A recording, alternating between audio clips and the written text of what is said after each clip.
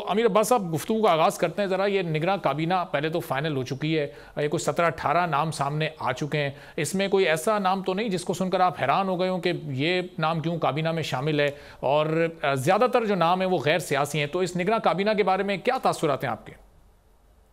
पहुंच चुके अरबाब, 18 रुकनी काबीना है। आपने कहा गैर सियासी है। देखिए, सियासी और गैर सियासी दो तरह से हम डिफाइन करते हैं।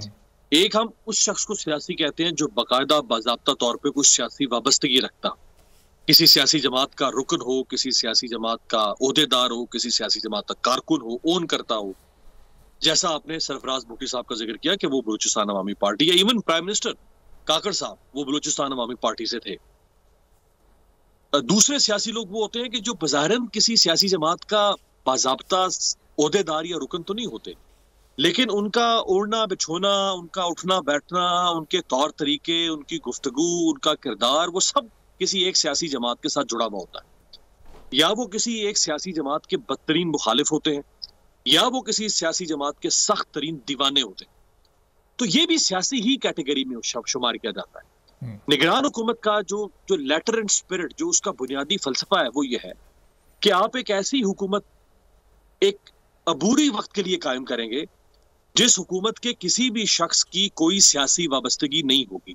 उस सियासी वाबस्तगी से मुराद ये है कि वो किसी को सियासी तौर पर पसंद नहीं करेगा, किसी को सियासी तौर पर नापसंद नहीं करेगा, ताकि उसके फैसलों में वो पसंद और नापसंद का अमल दखल ना हो।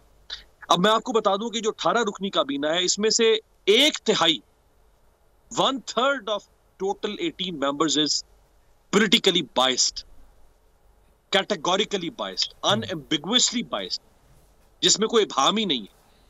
भुट्टी साहब तो एक पार्टी के रुकन रहे ना, वो तो एक पार्टी का हिस्सा थे।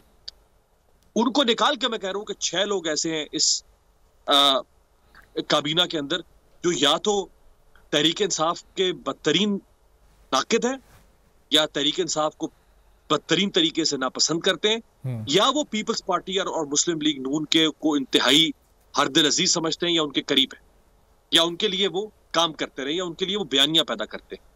सो मैं तो नहीं समझता कि जिस काबीना का एक तिहाई जानिबदारी पर मुश्तमिल हो, उस काबीना को आप तो अब अमीर, ये फिर इस काबीना पर फिर लोगों का ट्रस्ट कैसे होगा? और इस तहरीक इंसाफ भी आने वाले इलेक्शन में एक स्टेक होल्डर होगी, तो फिर कैसे साफ और शफाफ इंतखाबात का इनेकाद यकीनी हो सकेगा? आगे चलकर इस पर भी जरा बात करते हैं। आप लोग इस मुल्क पाकिस्तान में आजाद हैं। सहाफती उसूलों पर कारबंद, बोल न्यूज ने रखी रिवायत बरकरार। बोल न्यूज की जानिब से देखने वालों को यौम आजादी की बेहद मुबारकबाद। मुल्क भर से जश्न आजादी की तकरीबात बोल ने दिखाई अपनी स्क्रीन पर। पाकिस्तान के 76वें यौम आजादी का जश्न, बोल ने सुनाई पाकिस्तान जिंदाबाद के नारों की गूंज। बोल की सबसे बड़ी ट्रांसमिशन में पाकिस्तान का नाम रोशन करने वालों ने दिए कौम को पैगामात। बेपनाह मुश्किलात का सामना करके इस मुल्क को हासिल किया। आजाद कौमों को बहुत सी कुर्बानियां देनी पड़ती हैं। 76 वालियों में आजादी का दिन जोश खरोश के साथ मना, क्योंकि जिंदाबाद पाकिस्तान ये है बोल की पहचान। सब्सक्राइब करें और बेल दबाएं ताकि कोई खबर रह न जाए।